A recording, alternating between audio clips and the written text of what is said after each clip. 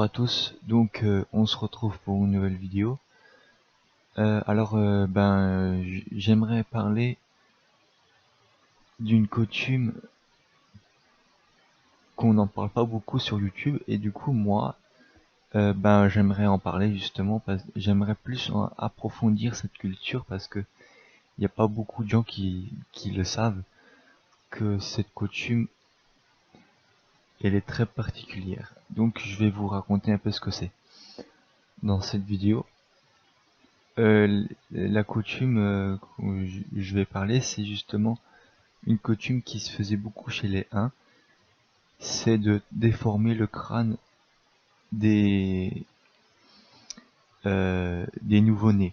Par exemple, en peuple d'Asie centrale, les Huns, à la naissance d'un enfant, ils prenaient la tête de l'enfant et puis ils lui plaçaient des plaques de bois sur son crâne et ils l'enroulaient avec un chiffon ou un torchon.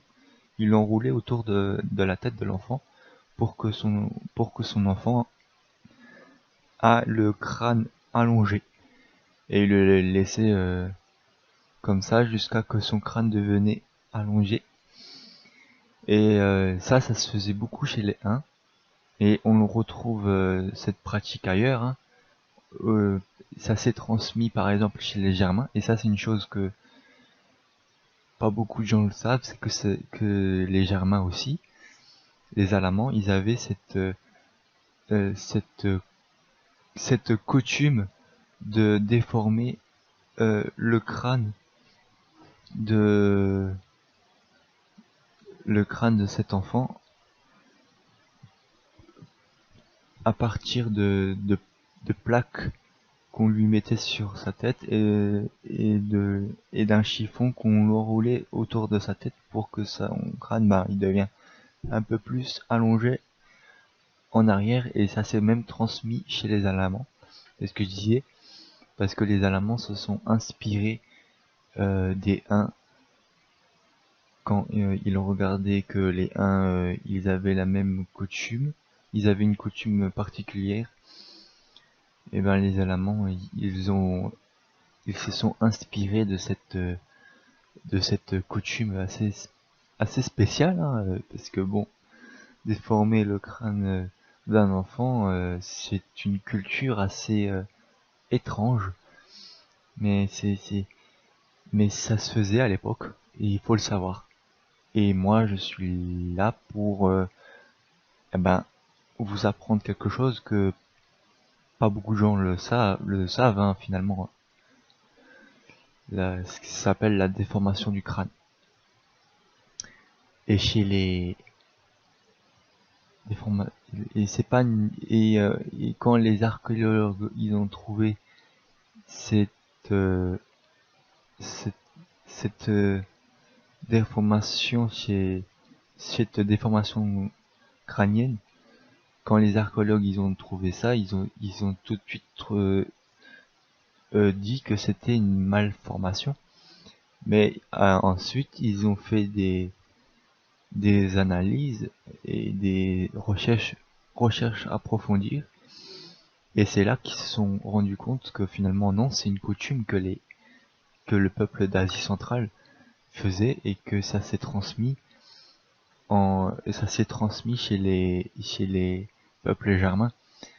Et du coup cette coutume et du coup ils ont conclu, les archéologues, que c'était pas une malformation, mais que c'était plus une culture, que ça se faisait à l'époque, quoi.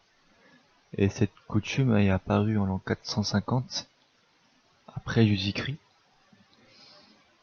et ça a duré à peu près une soixantaine, une soixantaine d'années. Donc ça a duré quand même 60 ans, voilà. Donc ça a duré quand même longtemps, hein. C'est quand même incroyable que cette coutume de la déformation d'un crâne d'un nouveau-né a, a continué de se répandre pendant 60 ans. C'est quand même fou, parce que c'est quand même spécial en plus. Mais ça devait être... moi, je pense que ça devait être un signe de noblesse. C'est-à-dire que les gens qui faisaient ça, on pense que c'était des nobles, et chez les Germains des jarls. Donc on pense que c'était un signe de noblesse pour prouver qu'ils étaient une famille riche, et pour prouver qu'ils étaient une famille riche, et que c'était pour montrer à toute leur famille euh, que euh, que leur nouveau-né serait un grand guerrier. Il serait un guerrier plus fort, avec cette particularité d'avoir ce crâne. Peut-être, hein, enfin, on sait pas.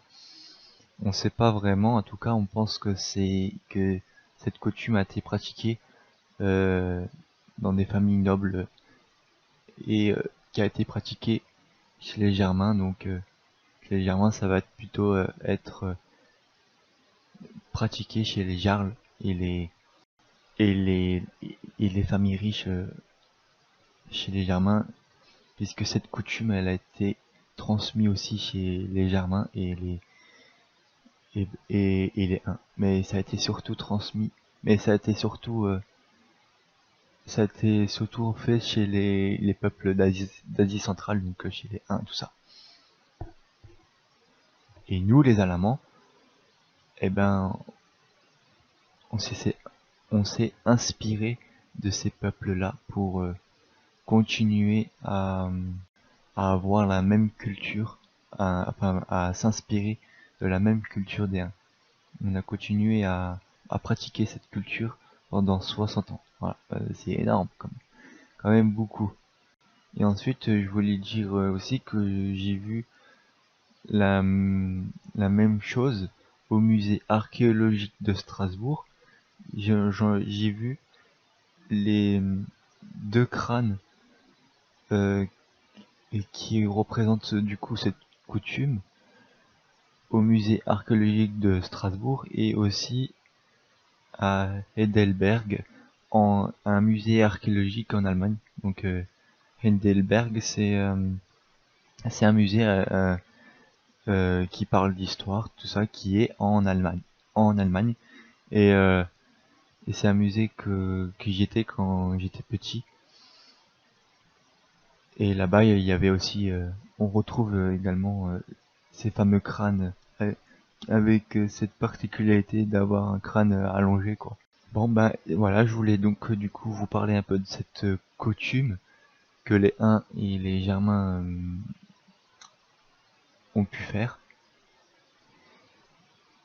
Ça s'est transmis chez les Germains, mais d'abord c'était les Huns qui avaient cette coutume-là. Donc voilà, je voulais à peu près parler de cette coutume rare qui est très très spéciale, qu'on retrouve également chez d'autres peuples. Voilà, et je voulais dire, sur ce, je voulais dire, n'hésitez pas à mettre un pouce bleu sur ma nouvelle chaîne Romancé League. Donc vous allez sur YouTube, vous marquez Romancé League. Parce que j'ai créé je suis en train de créer une nouvelle chaîne sur YouTube.